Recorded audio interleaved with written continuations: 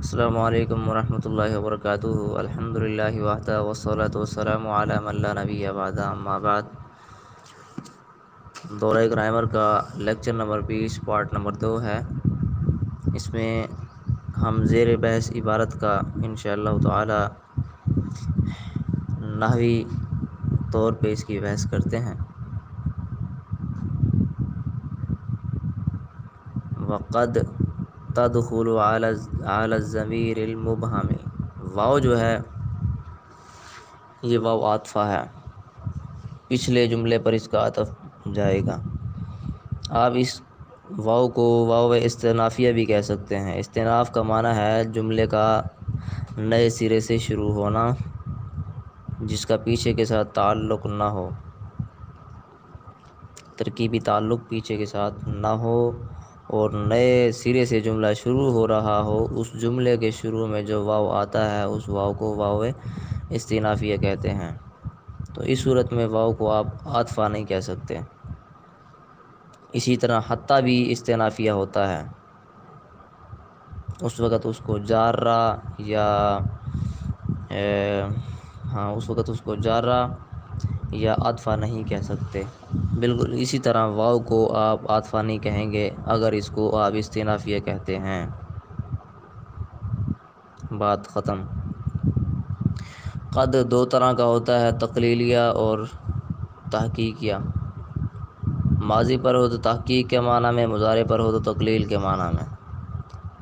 تدخل فعل ہے، اس میں ہی ضمیر اس کا فاعل ہے۔ ضمیر کے حوالے سے آپ کو معلوم ہے کہ 3 قسمیں ہیں: ضمیر مرفوع، ضمیر منصوب، ضمیر مجرور۔ پھر ضمیر مرفوع کی 2 قسمیں ہیں: ضمیر مرفوع متصل جیسے ضربت، ضربتما، ضربتم، ضربتی، ضربنا وغیرہ۔ دوسری ضمیر مرفوع منفصل، ہوا، ہما، ہم، ہی، ہما، ہن، انا، نحن وغیرہ۔ پھر ضمیر جو مرفوع متصل ہے وہ 2 طرح کی ہوگی، یا تو ضمیر مرفوع متصل مستتر ہوگی جیسے ضربت اور ضربہ میں۔ ضربت میں ہی ضمیر اور ضربہ میں ہوا ضمیر۔ تدخل یدخل، یدخل میں ہوا ضمیر، تدخل میں ہی ضمیر۔ اور اگر مستتر نہ ہوگی تو پھر بارز ہوگی، جیسے ضربت، ضربنا، اس میں ضربت میں تو ضمیر اور ضربنا میں نا ضمیر۔ بارز کا معنی ظاہر ہونا، ظاہر ہوگی، مستتر کا معنی چھپی ہوگی۔ تو ضمیر مرفوع متصل کی 2 قسمیں ہوئی: ضمیر مرفوع متصل بارز، ضمیر مرفوع متصل مستتر۔ پھر ضمیر مرفوع ضمیر مرفوع کی 2 قسمیں آپ کے سامنے آ گئی ہیں: متصل اور منفصل۔ آگے دیکھیں ضمیر منصوب، اس کی بھی 2 قسمیں ہیں: ضمیر منصوب متصل جیسے ضربتو کا، ضربتکما، ضربتکم، ضربتو کی، اس میں کاف ضمیر یہ ضمیر منصوب متصل ہے۔ ضمیر منصوب منفصل بھی ہوتی ہے، جیسے ایاک، ایاکما، ایاکم، ایاک نعبد و ایاک نستعین وغیرہ۔ ضمیر مجرور صرف متصل ہی ہوگی، منفصل نہیں آ سکتی۔ البتہ متصل ضمیر مجرور جو ہے اس کی صورتیں 2 ہیں: یا تو حرف جر کی وجہ سے متصل ہوگی یا پھر اضافت کی وجہ سے متصل ہوگی، جس کو دوسرے لفظوں میں آپ یوں کہہ سکتے ہیں: ضمیر مجرور متصل بحرف جر، ضمیر مجرور متصل باضافت۔ بحرف جر کی مثال لی، لنا، لکا، لکما، لکی، لکما، لکن وغیرہ، اور اضافت کی مثال غلامی، غلامک، غلامکما، غلامکم وغیرہ۔ ضمائر کی ترتیب اپنے ذہن میں رکھیں۔ آگے ہے اعلیٰ، حرف جار ہے، حروف جارہ 17 ہیں۔ ان کا عمل یہ ہے کہ اپنے بعد آنے والے اسم کو جر دیتے ہیں، نہ ان کے بعد فعل ہوگا، نہ ان کے بعد حرف ہوگا، اور نہ ہی ان کے بعد کوئی جملہ ہوگا۔ ٹھیک۔ آگے ہے لفظ الضمیر، یہ اسم ہے۔ اس کے اسم ہونے کا ہمیں کیسے پتہ چلا؟ ایک تو اعلیٰ کی وجہ سے کہ جار اس پہ آیا ہوا ہے، دوسرا الف لام کی وجہ سے۔ اسی طرح المبہم پر الف لام ہے، اس کی وجہ سے ہمیں پتہ چل گیا کہ یہ اسم کا چونکہ خاص ہے اسی لیے اسم ہے، بات ختم۔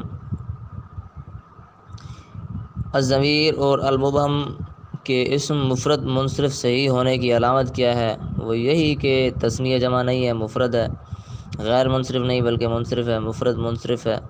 اچھا جی، صحیح ہے، یہ جاری مجرا صحیح نہیں ہے، یعنی اس میں حرف علت نہیں ہے، اسی وجہ سے یہ صحیح ہے۔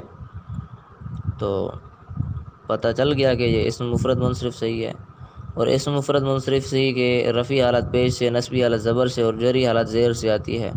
یہاں چونکہ جری حالت ہے اسی لیے زیر سے آئی ہے، ضمیری، المبہمی وغیرہ، بات ختم۔ اور لفظ الضمیر اور المبہم یہ دونوں موصوف صفت ہے، موصوف صفت کے احکامات آپ کو معلوم ہے کہ وہ اعراب میں ایک جیسے ہوں گے۔ یہاں اعراب جر ہے، دونوں جور و مجرور ہیں۔ تذکیر و تانیث میں ایک جیسے ہوں گے، الضمیر مذکر، المبہم مذکر۔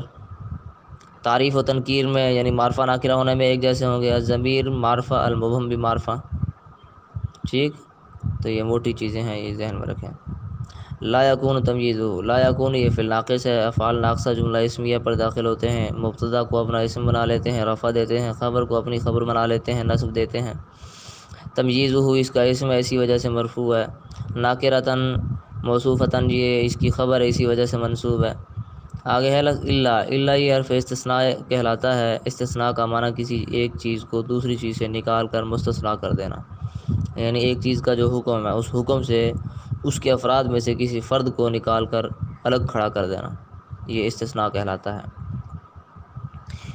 اس کی دو قسمیں ہیں، مستثنیٰ متصل و مستثنیٰ منقطع۔ مستثنیٰ متصل وہ ہے جو مستثنیٰ منہ کی جنس سے نہ ہو، اور مستثنیٰ منقطع وہ ہے جو مستثنیٰ منہ کی جنس سے نہ ہو۔ ہاں، مستثنیٰ متصل وہ ہے جو مستثنیٰ منہ کی جنس سے ہو، اور مستثنیٰ منقطع وہ جو مستثنیٰ منہ کی جنس سے نہ ہو، ٹھیک۔ مثال ہے چھوٹی سی، جاءنی القوم الا زیدان۔ اس میں دیکھیں جاءنی القوم الا زیدان، آئی میرے پاس قوم مگر زید۔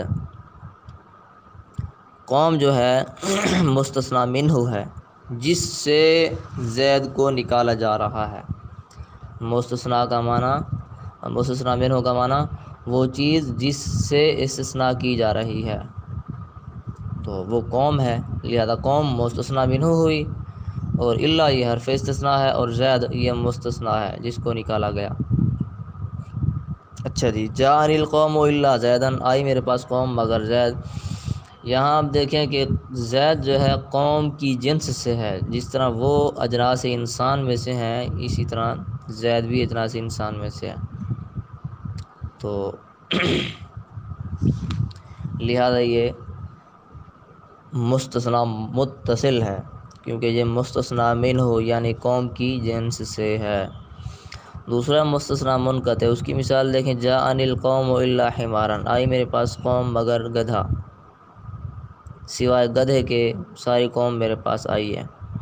اب اس مثال میں دیکھیں، حمار جو کہ گدھے کے معنی میں ہے، یہ قوم کی جنس سے نہیں ہے، چونکہ یہ مستثنیٰ منہ کی جنس سے نہیں ہے، لہذا یہ مستثنیٰ منقطع کہلائے گا، بات ختم۔ اور مستثنیٰ مفرغ میں نے اس کو ترکیب میں کہا تھا ناکرتاً موصوفتاً کو، تو اس کے بارے میں یاد رکھیں کہ مستثنیٰ مفرغ سے مراد وہ مستثنیٰ جس کا مستثنیٰ منہ محذوف ہو، لفظوں میں نہ ہو، تو یہاں جو ہے لفظوں میں نہیں ہے، اسی لیے اس کو مستثنیٰ مفرغ کہا گیا ہے، بات ختم۔ لفظ ناکرتاً موصوفتاً یہ موصوف صفت ہیں، آپ کو معلوم ہے اعراب میں ایک جیسے ہوں گے، دونوں منصوب ہیں۔ تعریف و تنکیر میں ایک جیسے ہوں گے، دونوں ناکرہ ہیں۔ اچھا جی، تذکیر و تانیث میں ایک جیسے ہوں گے، دونوں مؤنث ہیں۔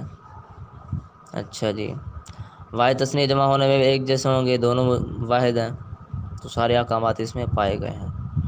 نحو، یہ اسم جاری مجرا صحیح ہے، اسم جاری مجرا صحیح سے مراد وہ اسم جس کے آخر میں واو یا یا ہو اور ماقبل ساکن ہو۔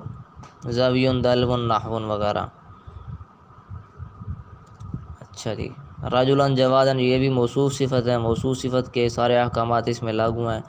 دونوں اعراب میں ایک جیسے ہوں گے تو دیکھیں دونوں منصوب ہیں. تعریف و تنکیر میں ایک جیسے ہوں گے تو دونوں ناکرہ ہیں. تذکیر و تانیث میں ایک جیسے ہوں گے تو دونوں جو ہیں مذکر ہیں. اچھا، واحد تثنیہ جمع ہونے میں ایک جیسے ہوں گے تو دونوں واحد ہیں. سارے احکامات اس میں آ گئے ہیں. السلام علیکم ورحمۃ اللہ وبرکاتہ.